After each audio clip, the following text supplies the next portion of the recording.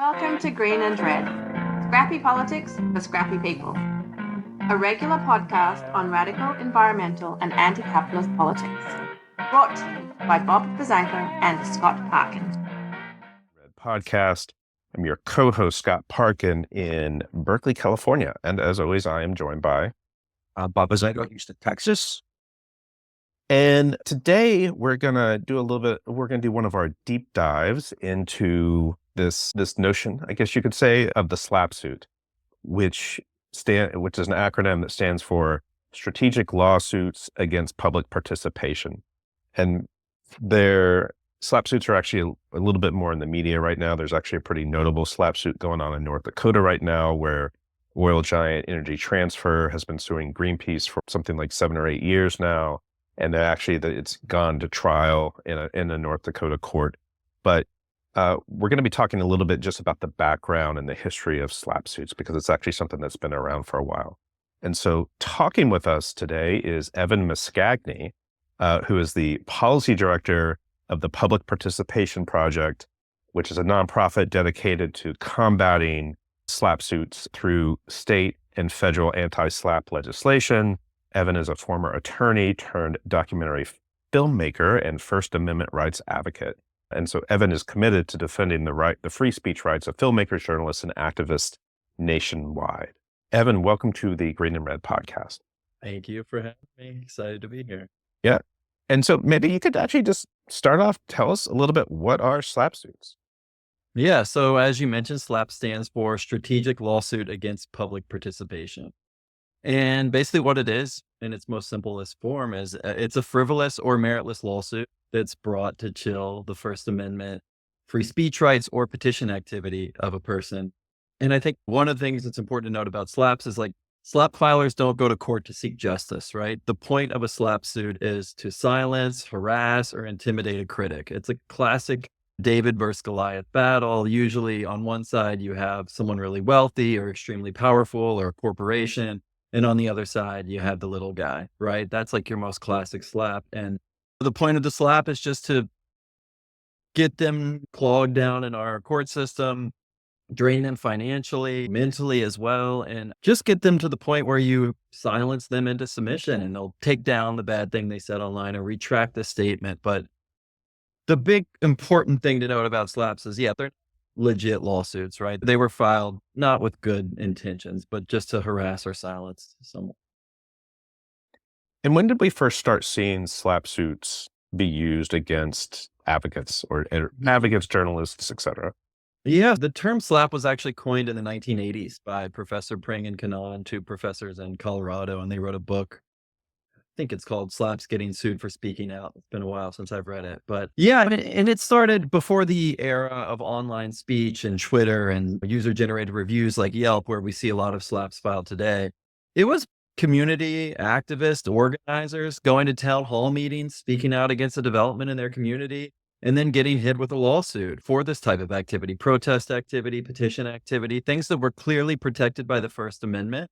But we saw a lot of people getting sued for exercising those First Amendment rights. And that was back in the 80s and 90s. And of course, it's evolved as free speech has evolved in this country. And a lot of the SLAPPs we see today are in the online sphere. Like I mentioned, user-generated content review sites like Yelp, TripAdvisor, Google, Twitter, X, people speaking out online and then getting sued for that online speech. Wait, I remember. go ahead. You go ahead. When the first time I heard of these, which is quite some time ago, my first reaction was, that's insane. That'll never fly. And they're going to have to move away from that. That's, even for America, that's too far out there. How did it catch on? Was it just a matter of right wingers using their influence and power to pretend this is like a legitimate legal doctrine? Or?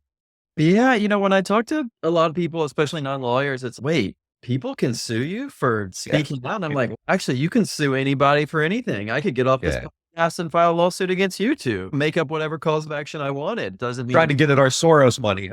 That's right. Exactly. And, I think it's important to note it's not necessarily a left-right issue, because you see states like California, which has had one of the strongest, best anti-SLAPP laws on the books for over 20 years. My mentor and the founder of the California Anti-SLAPP Project, and also the founder of the Public Participation Project, Mark Goldowitz, fought early on to get that enacted a long time ago. And then since then, we've seen so many states enact across the country. More than half of them have them now. And red states like Texas have strong anti-SLAPP laws, and other states. So I think it's one of the few areas where we see bipartisan support, where it's more of a powerful versus the not powerful situation, right? It's that David versus Goliath that I was talking about. And that happens on both sides, right? I've seen SLAPPs filed by climate scientists who didn't like some right-wing blogger who said something about them online, right? But clearly it was protected opinion. We see them both ways, but to your point, yeah, it's traditionally powerful interests, big corporations, people who don't like being criticized, bullies, legal bullies. That's what they are. They're bullies. And what is some of the effects of a SLAPP suit that you've seen on the little guy, on the people who some of these bigger moneyed interests have targeted? Like, Yeah. you said it a little bit at the beginning, but like go a little bit more deep on Yeah, I that. mean, we're in a tough spot because oftentimes people reach out to us all the time. They're in a state that doesn't have an anti-SLAPP law, for example, and they said something about their dentist on Yelp, right? And that dentist hit them with a threat letter. They're going to sue them.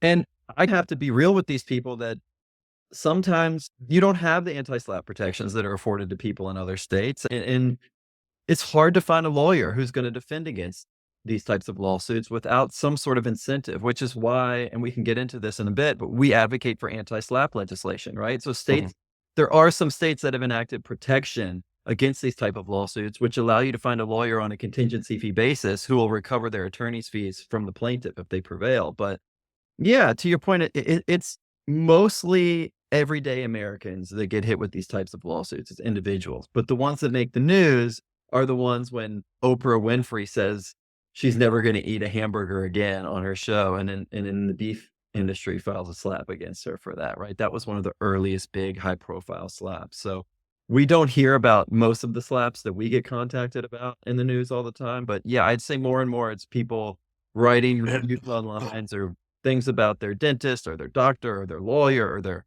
home contractor or their renovator. It just happens in every sphere of American life. I remember the Oprah thing, and that was just laughed at. People said that's insane. And of course, Oprah could have defended herself. She had the resources to do that, but it's crazy to go from the derision that meant that to the fact that today it's a very successful corporate strategy.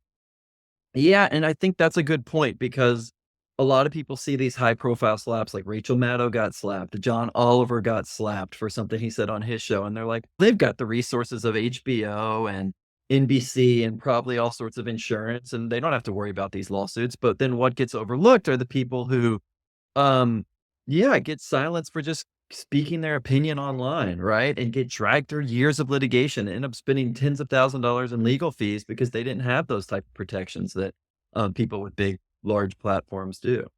Or never say anything in the first place because they're afraid of this, which was a head front story in the New York Times today.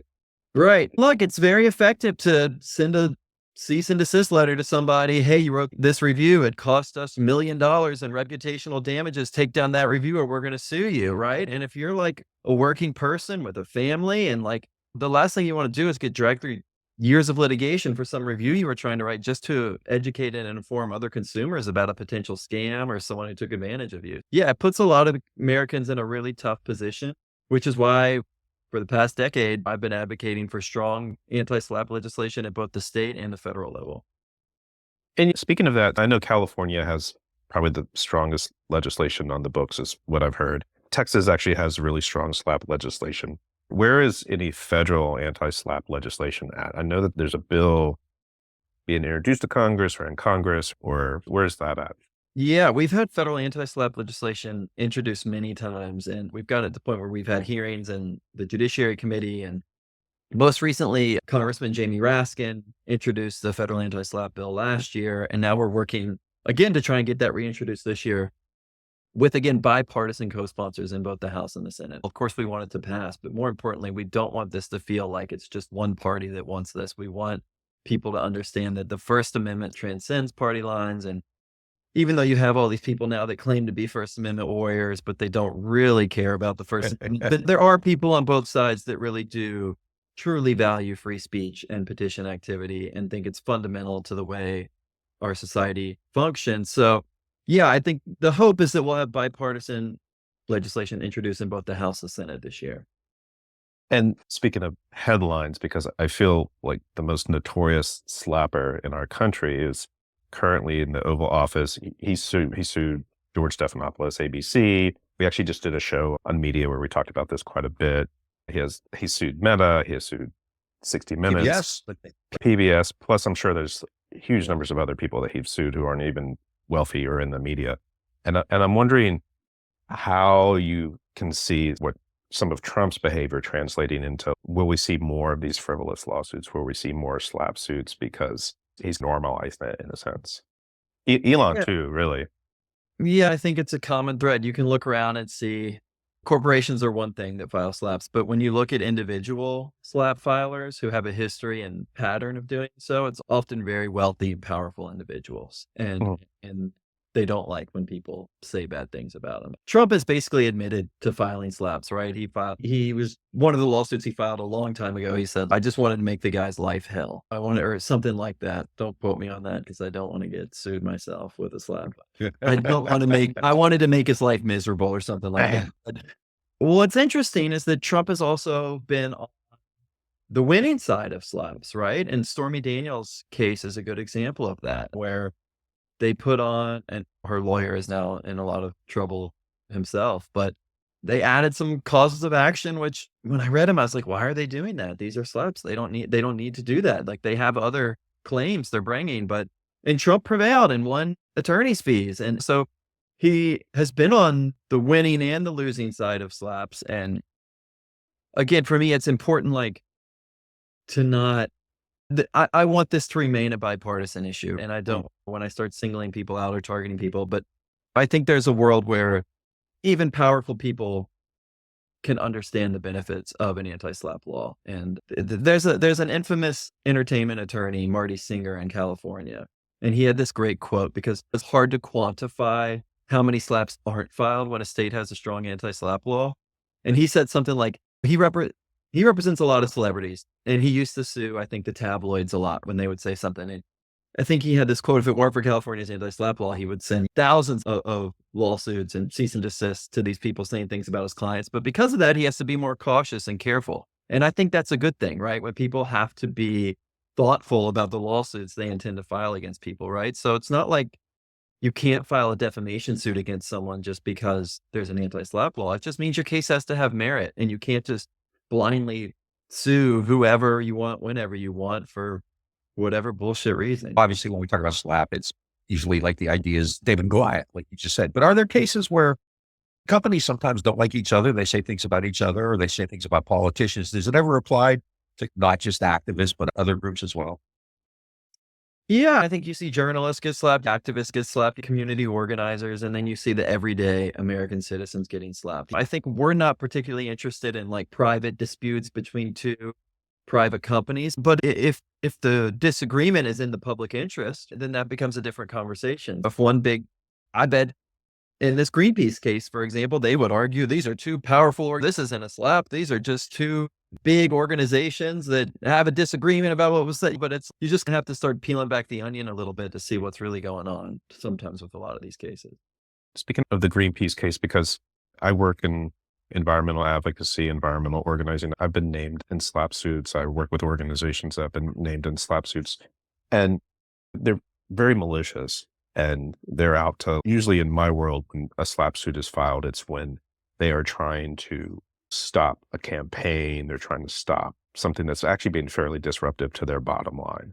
And how much is it, there's where a dentist sues a patient who gives a bad Yelp review, but like, how much is it where we see corporations really targeting people who are actually being pretty disruptive to whatever destructive practices they're doing? Yeah, the Greenpeace one's interesting, right? Because it started as a RICO lawsuit, which was particularly fascinating for me as a First Amendment advocate, but also as a documentary filmmaker. Because it's like, wait, is this the new corporate playbook where you file a RICO civil lawsuit, a law that was designed to bring down the mafia, you're going to use to target environmental activists? And we saw 2 or 3 major corporations in a short period of time file these RICO lawsuits, which appeared to be SLAPPs, right? Now that one was dismissed, and now this new Greenpeace case was filed in North Dakota, which of course doesn't have an anti-SLAPP law. Again, pushing my case for why both states and the federal government need strong anti-SLAPP legislation, and Greenpeace is talking about that as well right now. But yeah, I mean, it's almost like a corporation might do something and have success with it, and then another corporation sees that and they're like, oh, should we do that? And that's kind of what it felt like with the RICO lawsuits happening, right? Because it felt like big multinational corporations were targeting environmental activists for their advocacy and doing so through RICO, which again, the racketeering law designed to bring down the mafia. It was like pretty wild to see. And then not to get too much into the weeds here, but RICO's criminal, but also civil, but also criminal. And then you started seeing, after the Black Lives Matter protests in 2020, states saying, hey, we're going to ban protests, right? We're going to make that a RICO offense, essentially. And it's almost like copycat games. To answer your question, it seems like if one powerful entity can do something, other powerful entities can do it. If they see it was successful, well, why wouldn't we try that, right? If that's going to help our bottom line, if that's going to get these people to stop attacking us, let's throw a SLAPP lawsuit at them as well. For a SLAPP suit to be successful, do they actually have to win the suit, or is it just like wrecking people's lives and intimidating them? Is that the real purpose of it, or do they actually win? Yeah, I don't think they go to court to win, right? I think that's the whole point. Is in a real SLAPP, they don't give a shit about the outcome, right? They just want to drown you in legal fees and burden you physically, emotionally, financially, right? Just wear you down to the point where you're going to stop, right? You're going to give up. And I say this all the time because I'm always trying to say you can still file these lawsuits if you have a case with merit that you want to win and succeed on. An anti-SLAPP law doesn't have to scare you, right? You're going to get to go and have your day in court. What we're trying to do is just get those obviously frivolous and meritless lawsuits out of our court system as quickly as possible. In your work with the public participation project, I assume you are doing a certain level of education and media around this. And I'm wondering how much you are finding people are not even aware that this sort of legal doctrine of the SLAPP suit exists. Yeah. I'm one of those people. I went to law school in Washington, D.C., and I graduated and moved to California, and I was studying for the California bar, and I was studying for the civil procedure section. And they were like, I read about an anti-SLAPP motion. It's like, here's a motion you can file within 30 days if you think the lawsuit filed against your client was brought attacking their First Amendment rights. And I was like, what the hell is this? I've never even heard of this. And after I took the bar exam, I just started looking online, and it just so happened the California Anti-SLAPP Project was looking to hire. And I was like, wow, this is like why I went to law school, right? I wanted to public interest law, and the type of lawsuits that California Anti-SLAPP Project was handling at the time was just like right in line with my worldview. And so then I became a lawyer, starting to educate other people about this issue. And that's when, after a while, I joined the Public Participation Project because I was really interested in this advocacy and educational component. Because to your point, most people, when they contact us, they're like, I didn't know I could get sued for writing a Yelp review, right? I didn't know I could get sued for doing this. And I'm like, it's hard enough for lawyers to understand SLAPPs and anti-SLAPP laws, but then to expect the American public to also understand these very specific nuanced issues of the law, it's a challenge. But I think we're starting to have success, and I think we're starting to see that the evidence is that states are enacting anti-SLAPP laws. There's a bunch of state laws pending in front of state legislatures. It's happening, and oftentimes, was it Naomi Klein, the shock doctrine? I don't even know if I'm referencing that correctly, but oftentimes you'll get one big slap in a state that happens somewhere locally and it makes the news, right? And then that sort of triggers the state legislature to be like, whoa, why are we allowing these type of lawsuits to happen? So it's usually anecdotal cases that make the big headlines that help us pass anti-SLAPP laws, because that's oftentimes our educational component. How many states have anti-SLAPP laws on the books? Oh my gosh, why didn't I look this up right before we joined? I think we're over half for sure. I think we're over 30 last time I checked. And I'll have to check because we had many introduced this year and a lot enacted last year. And the great thing about what that is the Uniform Law Commission, which sort of looks across the country at areas of where state laws vary and shrink the breadth. What they'll do is they'll spend years researching and put together committees and put together what they call model legislation.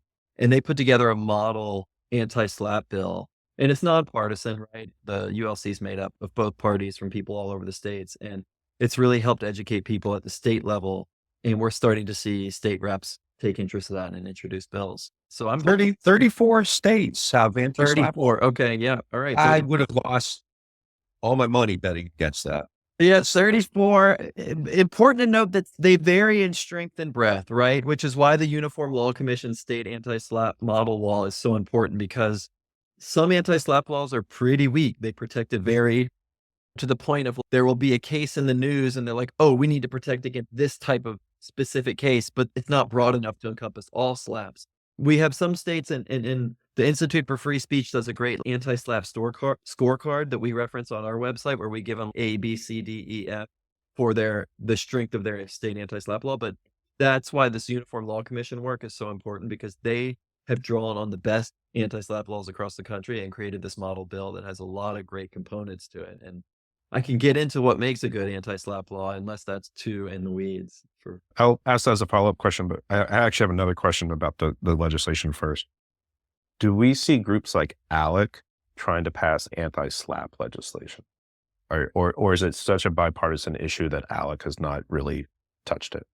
ALEC touched it a long time ago. And honestly, it was part of when I think ALEC was trying to do like their rebrand and show that they were more like, I don't know, First Amendment friendly than maybe trying to pull libertarians or folks into the group. But it was, remember when like Yelp and Facebook and TripAdvisor and a bunch of folks left ALEC? I think it was because ALEC at the time expressed interest in supporting anti-SLAPP laws, but I think they also support ag-gag laws, right? And anti-First Amendment bills. So there's a level of hypocrisy that we've seen. But again, ALEC aside, does the left have an ALEC? Is there like no? But the Uniform Law Commission, I referenced, the ULC is really the nonpartisan version of ALEC that I think what I like about them is I was impressed by how many Republicans and Democrats they brought to the table to work through these issues.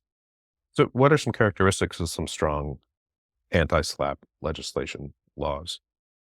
I think the most important is the attorney's fees provision, right? So basically what that says is if you think you've been sued with a SLAPP, if you've been sued with a SLAPP, and you can find an attorney to represent you on a contingency fee basis, right? Because that attorney knows if I can show this was a SLAPP and prevail, I will get my attorney's fees paid for, right? So the attorney's fees provision basically says that if you prevail and show that the lawsuit filed against you was a SLAPP, there's mandatory attorney's fees awarded to that party, right? That is so important for this protection of everyday Americans that I'm talking about, right? Rachel Maddow, John Oliver, Oprah, they don't need mandatory fees provision. They're going to get defended no matter what. But for an everyday American to find a lawyer to represent them, and if they don't have the financial resources to do the contingency fee, is really what allows them to do that. And there's other important characteristics, right? We like a 30-day provision. We want these cases dismissed as quickly as possible, getting them out early, a stay of discovery, a lot of things. And then some important exemptions for public interest litigation and making sure that certain types of lawsuits don't get caught up in anti-SLAPP motions when actually these are the suits we were trying to protect against. Yeah, I think I would advise, if people are interested, the Uniform Law Commission on their website has a great explainer of why they put in each provision and what it does. But again, I think mandatory attorney's fees are really what give this legislation teeth and make it strong. And then of course, things like immediate appeal provisions, right? State courts, especially with a new anti-SLAPP law, they get it wrong sometimes. It's new, they don't know what they're doing. So the right to have an immediate appeal and let the appellate courts work out some of these early kinks in an anti-SLAPP law are as well. I have two more questions. Actually, one question somewhat related to this what are some good practical ways for individuals or groups to deal with SLAPP cases quickly if they're living in one of those states with no legislation or weak legislation? Yeah, oftentimes I say stick to your opinion, right? Don't make factual statements that someone could say that's not true and provide evidence, right?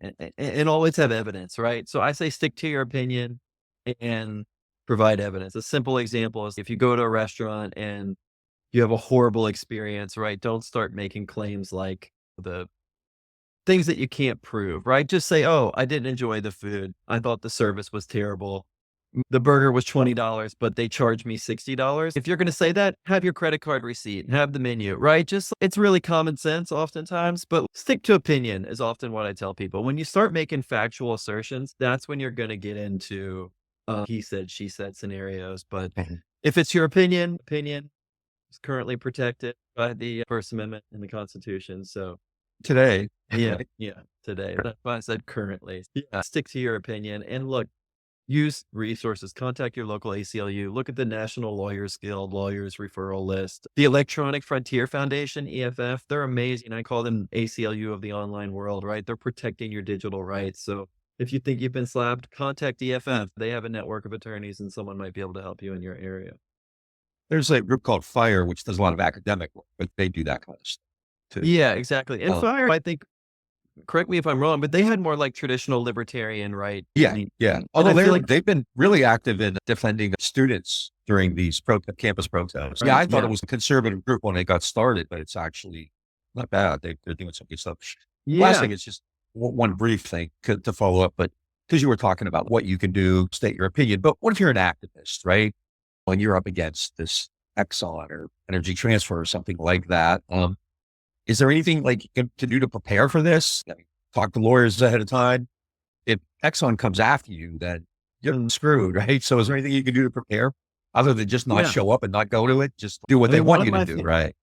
Yeah, one of my favorite groups that has emerged of this sort of fighting back against SLAPP's movement is Protect the Protest. And it's a coalition of amazing organizations, all doing amazing work. And I think they recognize that strength in numbers, if we collectively organize together, we can fight back against some of these lawsuits. And yeah, so that would be my advice. If you're a group and you're about to launch a targeted campaign against someone for a specific reason, reach out to a group like Protect the Protest and tell them what you're thinking about. But yeah, of course, I always recommend talking to a lawyer before doing anything like that. I mean, look, in my personal life, I make documentary films is what I do in addition to doing this work. And I've been threatened with a slap, got a cease and desist from a powerful corporation for the first film I made.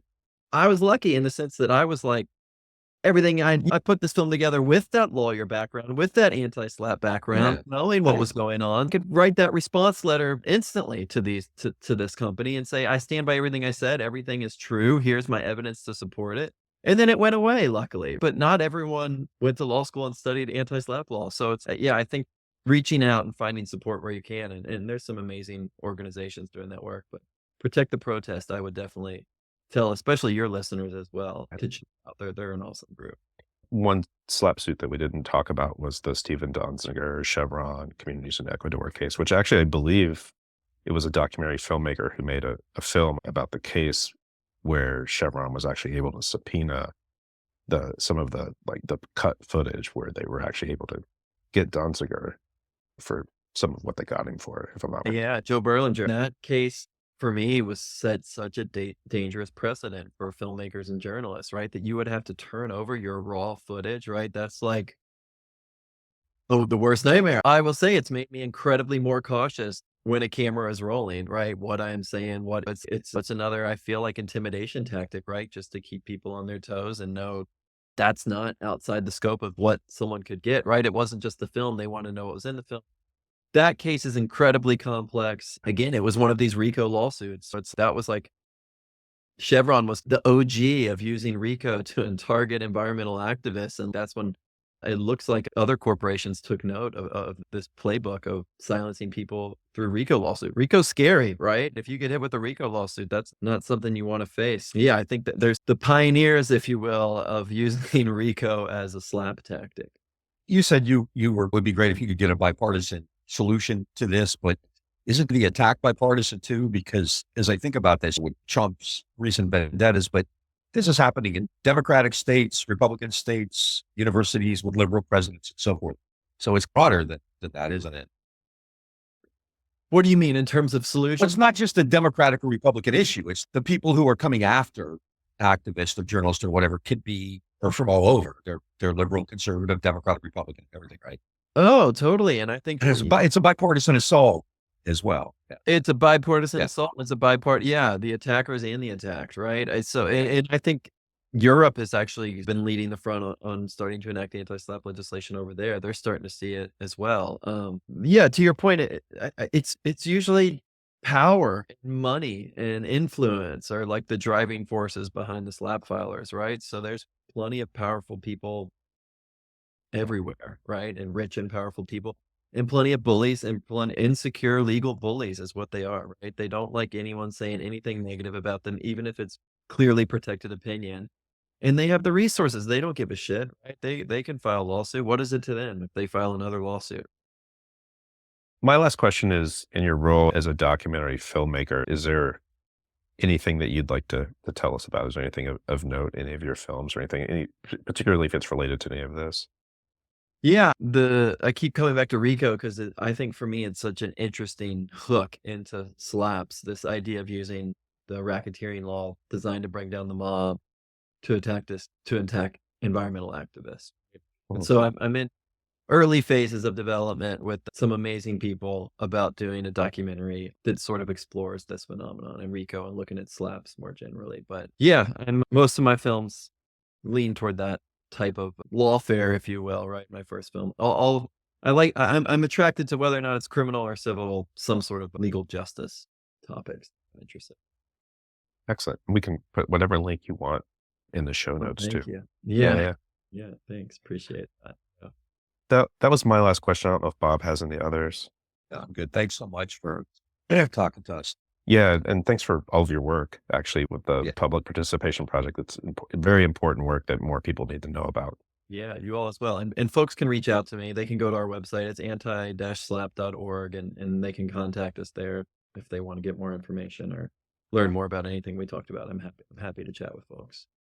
Folks, we've been talking with Evan Mascagni, who is the policy director of the Public Participation Project, which is dedicated to fighting strategic lawsuits against public participation, or SLAPP suits. If you like what you're hearing, check us out on Facebook, Instagram, and Twitter. If you're watching this on YouTube, hit the subscribe button. If you're listening to this on an audio platform, give us a rate and review. And if you really like us, go to greenredpodcast.org and hit the support button, or become a patron at patreon.com/greenredpodcast. Evan, much appreciation for you being here. Everyone else out there, make trouble, misbehave, and we'll talk to you again very soon.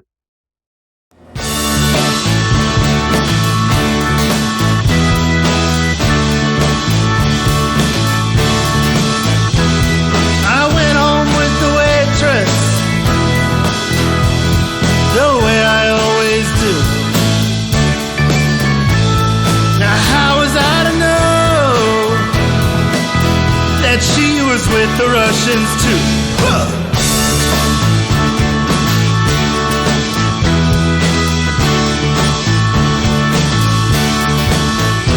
I was gambling in Havana.